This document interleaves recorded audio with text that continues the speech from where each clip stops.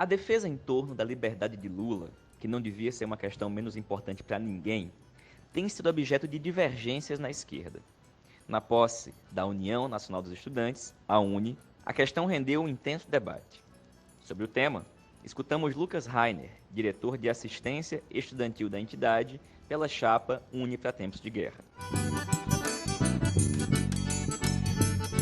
Ainda sobre a centralidade da defesa da liberdade de Lula, ouvimos Rayane Andrade, professora de Direito da UEG, que escreveu recente artigo para a Carta Capital sobre por que lutar pela liberdade de Lula é fundamental para a democracia do Brasil.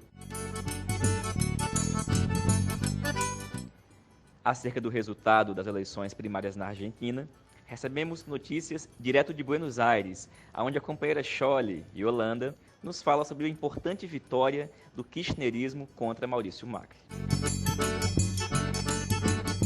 Por fim, trocamos mensagens com Walter Pomar, pré-candidato a presidente nacional do PT, pela chapa em tempos de guerra Esperança Vermelha, que comenta tanto o debate em torno do Lula livre, como também o resultado da eleição primária na Argentina e relaciona a situação do país vizinho com a vivida aqui no Brasil. Eu sou o Patrick e conduzo o podcast Em Tempos de Guerra Esperança Vermelha, que tem sido um instrumento de diálogo e debate com a militância petista na preparação para o nosso 7º Congresso. No último fim de semana, nós tivemos a posse e a primeira reunião da nova direção da UNE. Nela, foi aprovada uma nota que expressa a opinião da entidade sobre a situação política do país. Houve resistência de setores em defender que a UNE se posicionasse a favor da palavra de ordem, Lula livre. Lucas, como você pode nos explicar como e por que isso aconteceu? Bom, Patrick, sim, esse final de semana aconteceu a Assembleia de Posse da União Nacional dos Estudantes e junto com ela também, no mesmo final de semana, aconteceu a primeira reunião de diretores e diretoras. E aí, nessa reunião de diretores e diretoras, foi formulado um documento, um texto a ser divulgado para os estudantes e para o povo brasileiro, em que se faz menção sobre a conjuntura política, sobre o que a gente está passando e o que se espera da entidade nesses 2 anos. O texto base, que foi escrito pela União da Juventude Socialista, que hoje é a força majoritária dentro da entidade, ele falava muito sobre a questão da educação, sobre o programa Futurice, sobre os cortes, e cabia às outras forças políticas, então, acrescentarem o que acreditavam que fosse importante para aquele texto. Nós, da Juventude do PT, colocamos algumas questões em relação sobre a reforma da Previdência, sobre tudo que tem acontecido com os direitos da classe trabalhadora, e uma das pautas que nos é muito importante é a luta pela liberdade do companheiro Lula. Então nós nos organizamos para que fosse incluído esse parágrafo sobre a liberdade, sobre a prisão política do companheiro Lula, porém houve resistência por parte de algumas forças políticas do movimento estudantil, mas que não só no movimento estudantil expressam essa opinião. É o caso, por exemplo, o PPL, o PDT e a própria JS, que também acredita que Lula livre vai ser uma consequência das mudanças da conjuntura através da luta pela educação e não que é uma pauta que é estruturante para que a gente tenha uma mudança na conjuntura.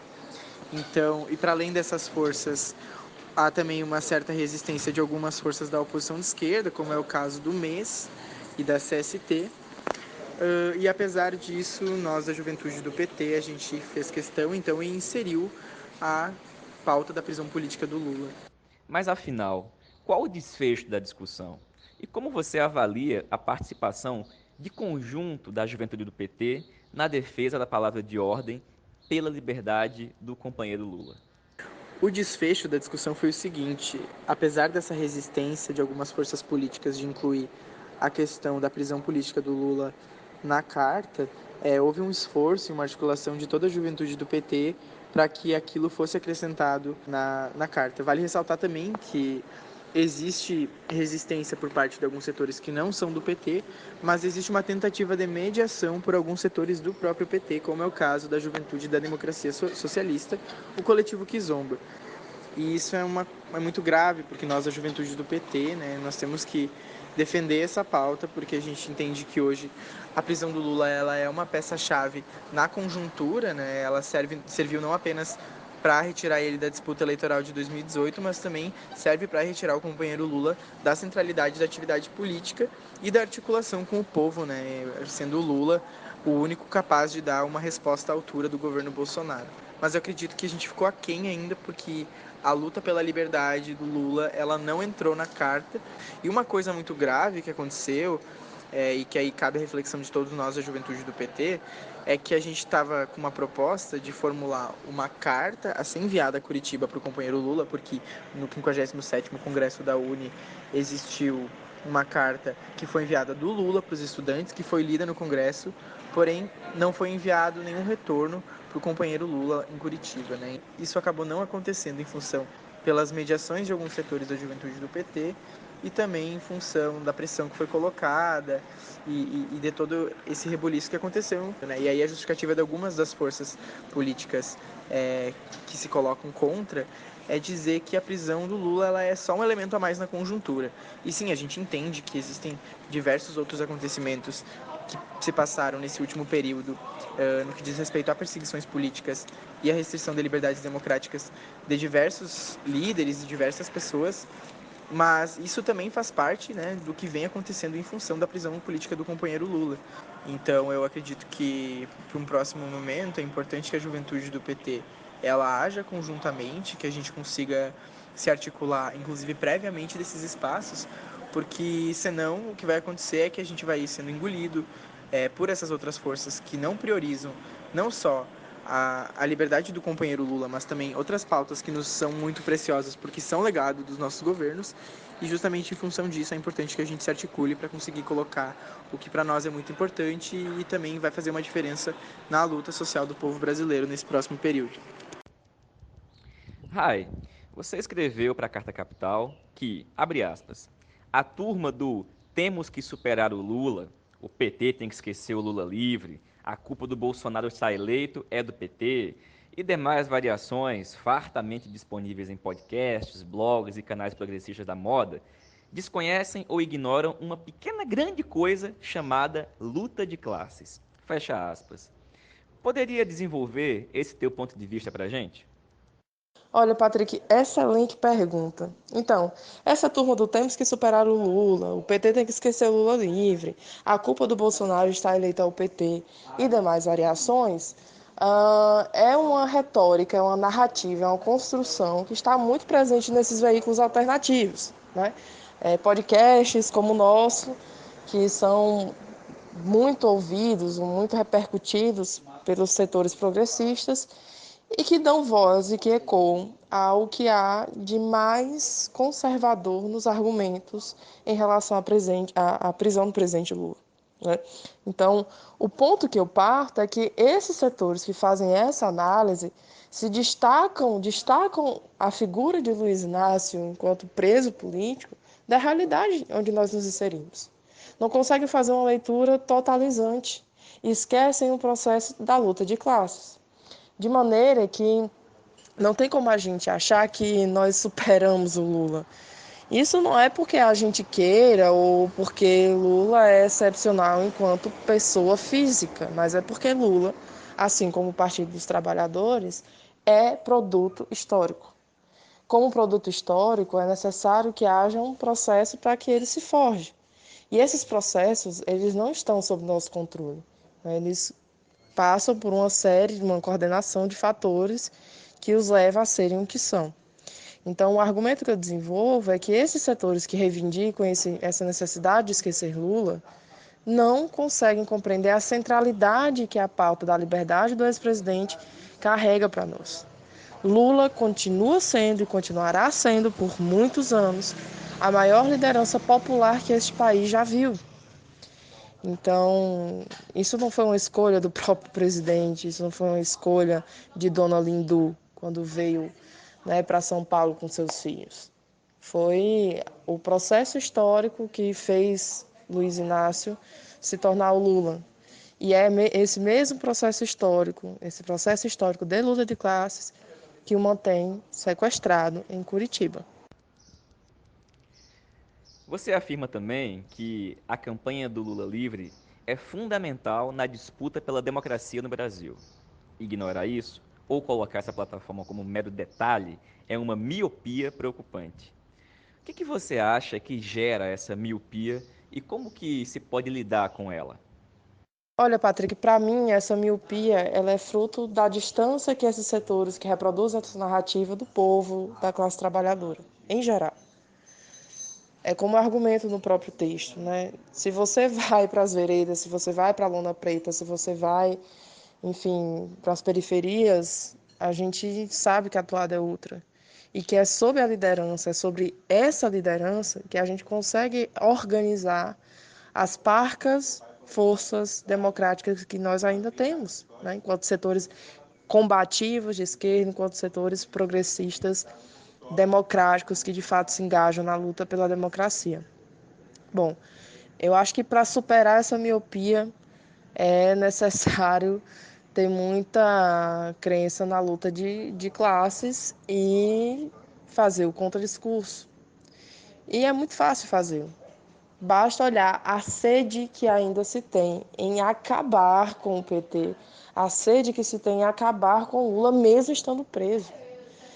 Esses setores que dizem que a prisão de Lula é irrelevante, ou que o PT tem que deixar isso para lá, não conseguem fazer, e aí sim esses setores, a autocrítica de quando a juíza da execução penal tenta transferir Lula de Curitiba para São Paulo, toda a mídia internacional, nacional, a pauta do país foi isso.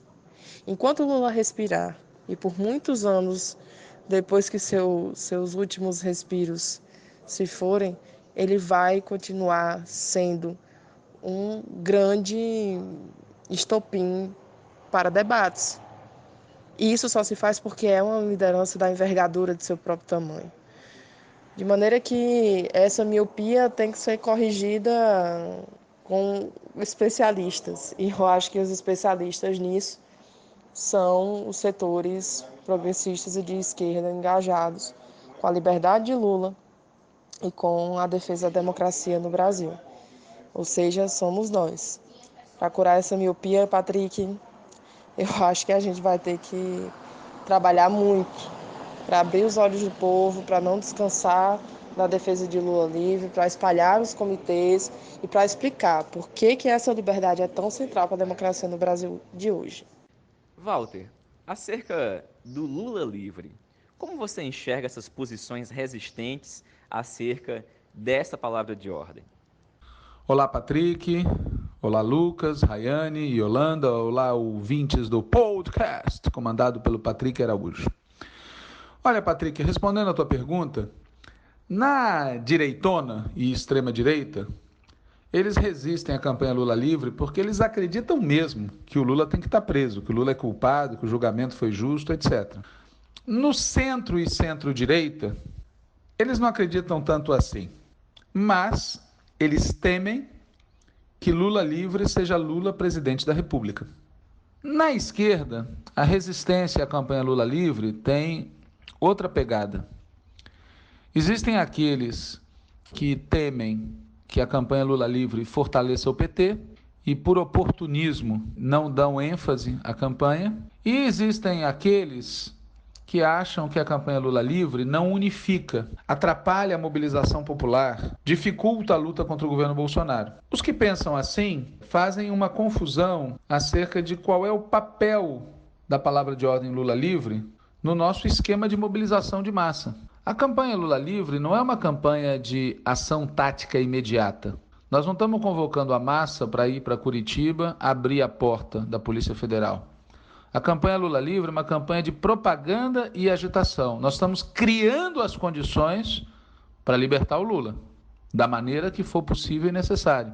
Por isso não existe contradição nenhuma em você mobilizar o povo contra a reforma da Previdência, contra os cortes na educação, em defesa de verbas para a saúde, contra os atentados imediatos e mediatos que o governo está fazendo aos direitos do povo, à soberania nacional, às liberdades, etc. E, ao mesmo tempo, nessas mobilizações, colocar a palavra de ordem do Lula livre. Não existe concorrência entre a luta contra a reforma e a luta pelo Lula livre. Aliás, a maioria das pessoas que comparecem às manifestações aceita espontaneamente o convívio adequado entre o motivo imediato pelo qual a pessoa está lá na rua e a palavra de ordem do Lula livre. Porque as pessoas percebem que se está pesando para o povo, é porque também está pesando para o Lula.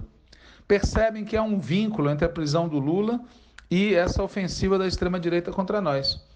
Então eu vejo que os motivos da resistência contra a palavra de ordem Lula livre são variados, mudam a depender da tua posição no espectro político. No caso da esquerda, os motivos de resistência são o oportunismo daqueles que temem que a campanha pelo Lula livre fortaleça o PT e a confusão acerca da hierarquia e do papel das palavras de ordem. Valeu, Walter. E vamos aproveitar e entrar na pauta internacional. Nós tivemos no último final de semana a eleição das primárias na Argentina. Sobre isso, a gente recebeu um informe da jornalista Yolanda, uma companheira, Chole, direto de Buenos Aires, que dá um panorama de como foi o processo eleitoral y cuáles son algunos de sus desdobramientos. Hola Patrick, y un saludo también a quienes nos están escuchando. De una forma casi me atrevería a decir hasta cierto punto inesperada, el Frente de Todos, encabezado por la fórmula Fernández, aventajó con un 47.6% frente a un 32.08% a la alianza Juntos por el Cambio que lidera el actual presidente del país, Mauricio Macri. La sorpresa ha sido tal que anoche el mismo presidente reconoció, sin estar disponibles los datos oficiales, que habían tenido una mala elección. Asimismo lo dijo y agregó a esto una frase que causó también mucho impacto porque dijo a dormir y a empezar a trabajar mañana en la mañana. O sea, mandó a los ciudadanos argentinos, después de una intensa jornada electoral, los mandó a dormir sin tener los datos oficiales de la elección, pero evidentemente ellos ya sabían esos números y sabían que no eran favorables a su fuerza política.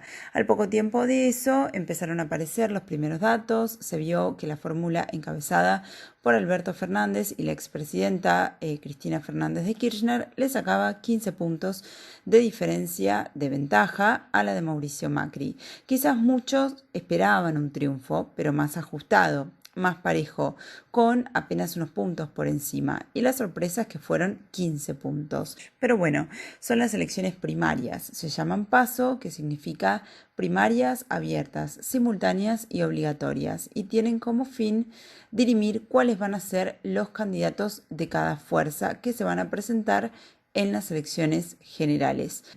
Este triunfo de Alberto Fernández y de Cristina Fernández ha tenido un impacto muy fuerte y se puede analizar desde distintas aristas, desde distintos lados.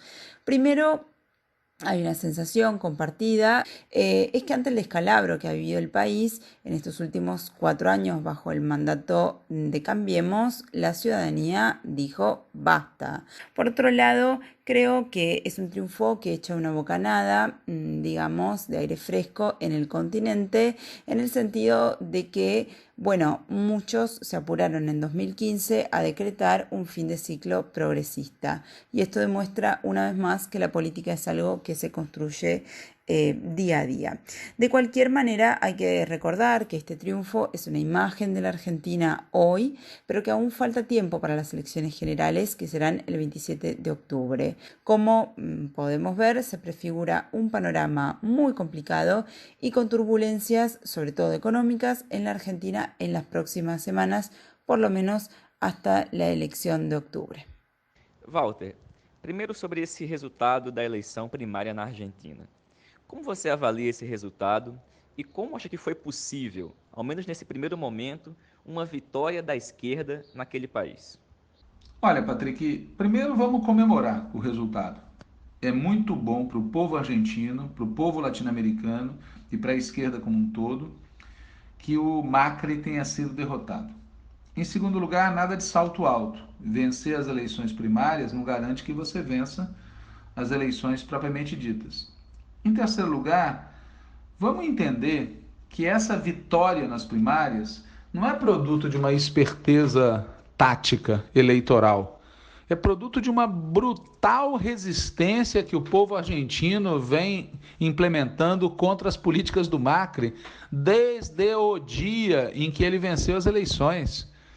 Quantas vezes a gente não vê notícias de greves que paralisam a Argentina, enfrentamentos? É isso, e também uma tática eleitoral adequada que permitiram a vitória nas primárias. Aqueles que fazem a leitura do resultado na Argentina considerando só as eleições têm um problema de torcicolo político. E Walter, que consequências nós podemos tirar dessa primeira votação na Argentina? Quais lições a esquerda brasileira precisa tirar? E por fim, como isso pode ser tratado no 7º Congresso do PT, para que o partido não caia numa ilusão eleitoral de curto prazo, nem considere que o que está acontecendo lá na Argentina vai chegar igualmente aqui no Brasil? Olha, Patrick, o primeiro ensinamento, talvez o ensinamento, seja o seguinte: a gente colhe nas urnas aquilo que plantou nas ruas. Desde o dia em que o Macri foi eleito presidente da Argentina, o povo de lá vem se mobilizando e se manifestando de forma combativa e radical. Se a gente quer derrotar o governo Bolsonaro, se a gente quer derrotar a coalizão golpista aqui no Brasil, a gente tem que fazer o mesmo, o que significa multiplicar por várias vezes o número de pessoas que participam das mobilizações e ampliar a radicalização dessas manifestações. Isso posto, eu acho importante perceber que existem diferenças entre a Argentina e o Brasil. Na Argentina, o Macri foi eleito presidente da República. Aqui, o Bolsonaro foi beneficiário de 3 golpes: o impeachment, a condenação e prisão do Lula e a fraude eleitoral. Lá, a Cristina Kirchner está solta. Aqui, o Lula está preso. Portanto, é equivocado querer adotar aqui a mesma tática adotada lá. E mais equivocado ainda é não entender o que de fato foi feito lá. A chapa apresentada às primárias e que foi vitoriosa nas primárias é encabeçada por alguém que foi, durante todo o governo do Néstor Kirchner e parte do governo da Cristina Kirchner, um quadro da mais estrita confiança do kirchnerismo, que, embora tenha trânsito nos setores moderados do peronismo, não é um personagem obcecado por sua própria carreira política, não é um cidadão de voo solo, não é alguém que fica pulando de partido para partido, não é um Ciro Gomes argentino. Quem fala isso, ou quem dá a entender isso, é ignorante do que de fato ocorre na Argentina hoje. E por fim, eu acho importante não acreditar que o que está acontecendo lá necessariamente vai acontecer aqui, no mesmo ritmo, no mesmo momento, na mesma dinâmica. Veja, nós tínhamos ditadura militar aqui no Brasil e, em 1970, o povo chileno elegeu Salvador Allende presidente da República. Ou seja, nos marcos de um período marcado por ditaduras, é possível você ter, num país da região ou em alguns países da região, uma dinâmica diferente. Há momentos em que prevalece a sincronia, como de 1998 a 2008, há momentos em que a sincronia não prevalece. O que importa perceber é que é positivo para o nosso ânimo que nós sejamos vitoriosos na Argentina. Isso nos ajuda, mas isso não resolve os problemas que nós temos que resolver aqui para conseguir vencer aqui, seja por que caminho for. Valeu, Walter, obrigado. Mas antes de encerrar essa nossa edição, queria que você comentasse, porque estava aqui fechando a edição do podcast e nos chegou a informação, primeiro pelo portal o Globo, depois pelo Brasil 247, que a corrente majoritária do PT, a CNB, definiu pela sua candidata a presidente do partido no 7º Congresso, a deputada Gleisi Hoffmann, atual presidenta. No entanto, o jeito como isso foi colocado foi bem estranho, porque dizia o portal Brasil 247, que o PT tinha definido quem seria seu próximo presidente. Você acompanhou isso? Pode comentar com a gente, por favor, e explicar o que aconteceu?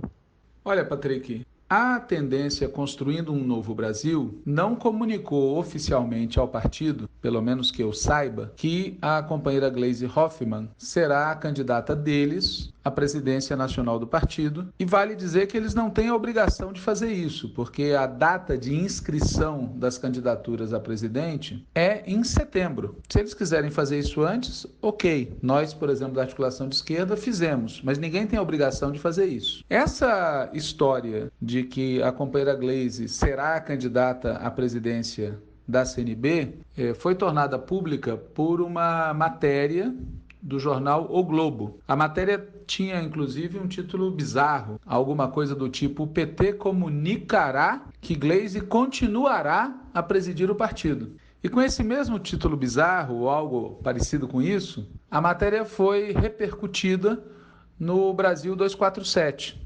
Eu entrei em contato com o Brasil 247 e fiz ver a eles que é uma aberração apresentar as coisas dessa forma. Porque quem vai eleger o presidente ou a presidenta nacional do partido são os delegados e delegadas que ainda serão eleitos no dia 8 de setembro. E a eleição da presidência nacional do PT ocorrerá em novembro. Portanto, o PT não pode anunciar nada a respeito, porque o PT, no caso, são os delegados e delegadas que ainda serão eleitos pela base do partido no dia 8 de setembro e que vão se reunir para votar em 22, 23 e 24 de novembro. Era uma aberração, né?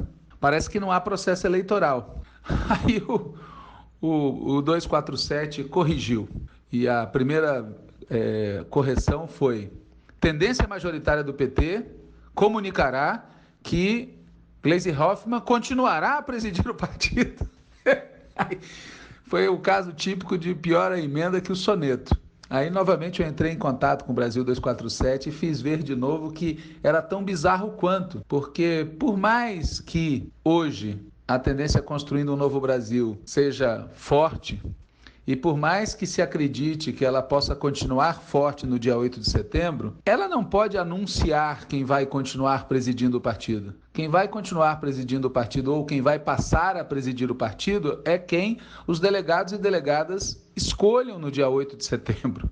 Ademais, a própria companheira Gleisi Hoffmann, quando foi eleita no Congresso de 2017, só foi eleita porque a CNB conseguiu que outros setores do partido a apoiassem. Portanto, naquela circunstância, pelo menos, a CNB não tinha maioria para decidir sozinha qualquer coisa. Bom, finalmente, os nossos amigos lá do Brasil 247 corrigiram, dizendo que tendência majoritária do PT anunciará a Gleisi como candidata à presidência do partido. Mas, como eu te falei, eu não sei se essa informação é efetivamente oficial, porque eles mesmos, que eu saiba, não comunicaram isso oficialmente. Não há por que acreditar piamente naquilo que a imprensa, mesmo a imprensa democrática, divulga. De toda maneira, o que é relevante nessa história toda é que o debate de teses, o debate sobre o programa, sobre a estratégia, sobre a tática, sobre a organização, só agora está começando a ganhar mais corpo. Mas a competição eleitoral está bruta. Não vou aqui entrar em detalhes, mas no país inteiro nos chegam notícias de que a disputa eleitoral está se acentuando muito. Mas o debate de ideias está só agora começando a ganhar mais corpo. E por isso a gente não pode se deixar levar por essa dinâmica típica das eleições tradicionais que reduzem o processo de debate à escolha de nomes, ou à escolha de chapas, ou o que seja. É preciso insistir em fazer um debate junto à base do partido sobre as características do período histórico que a gente está vivendo e que tipo de política o partido tem que ter para enfrentar esse novo período histórico. Se a gente não sair do Congresso do partido com esse prumo, vai ser uma derrota muito grande para o PT e para a esquerda brasileira. O nosso esforço em tempos de guerra, esperança e vermelha é exatamente esse, é contribuir no debate programático, político, estratégico, organizativo. Pois muito bem, obrigado Walter, Rayane, valeu Lucas, Yolanda. Esse foi o 6º episódio do podcast Em Tempos de Guerra, A Esperança Vermelha, nosso instrumento de diálogo com a militância petista na mobilização para o 7º Congresso do PT. Ele está disponível nas mais diversas plataformas, Google Podcast, Spotify, Rádio Pública e também no nosso canal do YouTube. Saudações petistas, Lula livre!